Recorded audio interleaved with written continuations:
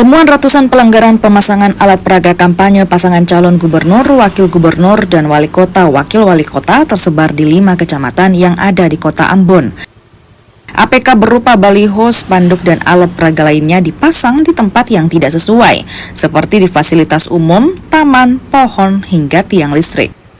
Berdasarkan temuan tersebut, Bawaslu Ambon telah merekomendasikan ke pihak KPU untuk dikoordinasikan dengan pemerintah daerah dan pasangan calon maupun tim kampanye untuk dilakukan penertiban APK.